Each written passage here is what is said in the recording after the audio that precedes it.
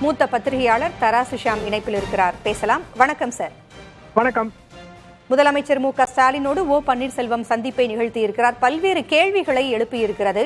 உங்களுடைய கருத்து என்ன? முதலமைச்சரை சந்திப்பதால் திமுகவுடனான கூட்டணி என்று நான் கருதவில்லை. என்ன காரணம் என்றால், ஓபிஎஸ் அவர்களுக்கான ஆதரவு என்பது ஆன்டி டிஎம்கே தான்.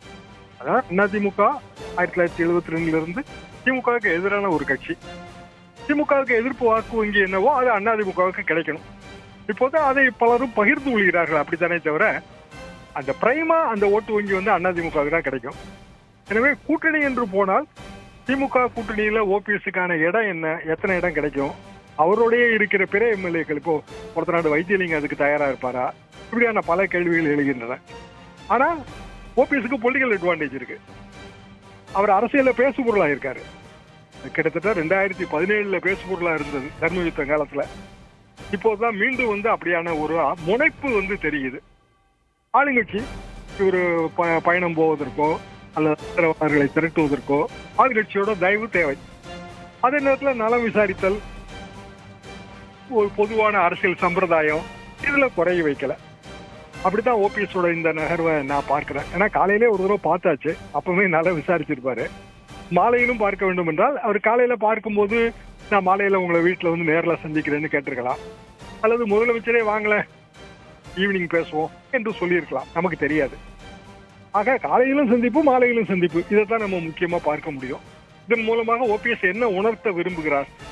தமிழ்நாடு அரசியல்ல நான் இன்னமும் ஒரு பேசு பொருளா இருக்கிறேன், ஒரு பேர வலிமை இருக்கு, விஜய் கட்சியோட கூட்டணி போகணும் அப்படின்னா விஜய் கட்சி முதலமைச்சர்லாம் கூப்பிட்டு பேசுறாரு ஓபிஎஸ் என்று நினைக்கலாம். இப்படி ஒரு இமேஜ் பில்டிங் இதுல இருக்கு. அது அவசியம் ஒரு அரசியல் தலைவருக்கு தேவைதான். அதே நேரத்தில் ஓபிஎஸ் ஒரு தனி அணி கண்டு தனியாக போட்டியிட்டு சில தொகுதிகளை கான்சன்ட்ரேட் பண்ணி வெற்றி பெறுவது தென் மாவட்டங்கள்ல, இது கூட அவரோட வியூகமா இருக்கலாம். விஜயோட கூட்டணி அதுக்கான வாய்ப்பு ரொம்ப குறைவுன்னு நான் நினைக்கிறேன். காரணம், அது ஒரு கேட்டட் கம்யூனிட்டி மாதிரி இருக்கு. நாவேகா புதுசா வர்றவங்களுக்கு அங்க என்ட்ரி இல்லை. ஆக ஓபிஎஸ்க்கு அப்படியே அவர் எத்தனை இடம் கொடுக்க முடியும்? நிறைய இடம் கொடுத்தா விஜய் கட்சியிலே இருக்கிற பிற கேட்பாளர்களோட நிலைமை என்ன?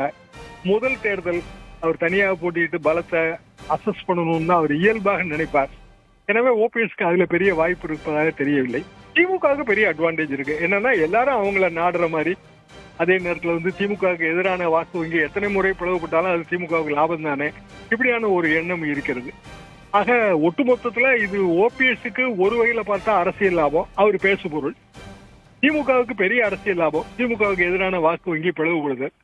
அதிமுக இப்போ ஓபிஎஸ் தரப்புல இருக்கிற எம்எல்ஏக்களை இழுப்பதற்கு முயற்சி செய்வார்கள். பாரதிய ஜனதா கூட்டணியிலிருந்து விலகி இருக்கிறாரு ஓ பன்னீர்செல்வம், அதிகாரப்பூர்வமா அறிவிச்சிருக்கிறாங்க. இது பாரதிய ஜனதா கூட்டணிக்கு வாக்கு வங்கியை குறைக்குமா? தென் மாவட்டங்களில் குறிப்பிட்ட இடங்கள்ல வாக்கு வங்கியை குறைக்கலாம். மற்றபடி பெரிய அளவுக்கு தமிழ்நாடு பூராவும் பாதிப்பு ஏற்படும் நான் நினைக்கல. ஆனால் பாரதிய ஜனதாவை பொறுத்தவரையில் அந்த பதற்றம் நயினார்ட்ட தெரிஞ்சது. ஏன்னா நயினாரோட ஓட்டு வங்கி இதுல பாதிக்கப்படும் என்பதால் தான் அவர் உடனே ஓபிஎஸ் சொல்லியிருந்தா நானே ஏற்பாடு பண்ணியிருப்பேன் பிரதமர் சந்திப்புக்கு அப்படின்னு அவர் ரொம்ப உருக்கமாக ஒரு அறிக்கையெல்லாம் வெளியிட்டிருந்தார். அதுவே ஓபிஎஸ்க்கு பிடிச்சிருக்காது. ஏன்னா அதிமுகல நயினார் நாகேந்திரன் ஓபிஎஸ்க்கு ரொம்ப ஜூனியர். சோ இவரெல்லாம் கூப்பிடுற நிலைமைக்கு நம்ம ஆளாயிட்டோமே என்கிற ஒரு கழிவிறக்கம் கூட அவருக்கு ஏற்பட்டிருக்கலாம். அதே நேரத்துல ஓபிஎஸ்க்கு வேற வழி இல்லை. 2017 காலகட்டத்திலிருந்தே பாரதிய ஜனதா அவருக்கு பெரிய அளவுக்கு நன்மை செய்யல. 2017 அவர் தர்மயுத்தம் தொடங்கும் போது ஒரு பெரிய இமேஜ் இருந்துச்சு. ஆனாலும் பாரதிய ஜனதா வற்புறுத்தல தான் அந்த சமரசம் ஏற்பட்டது. அப்போதே ஓபிஎஸ் என்ன சொன்னாருன்னா, கட்சி எனக்கு ஆட்சி அவருக்குன்னு தான் பேசி முடிவு எடுக்கப்பட்டது. கடைசியில கட்சியிலேயும் எனக்கு 2வது இடம், ஆட்சியிலையும் 2வது இடம், நான் பிரதமர் பேச்சை நம்பித்தான் போனேன், இப்படியெல்லாம் அவர் பல அறிக்கைகள் சொல்லியிருக்காரு.